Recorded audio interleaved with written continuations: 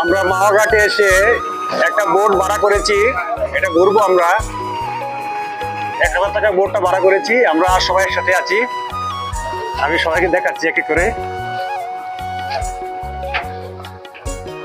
সবার কেমন লাগছে?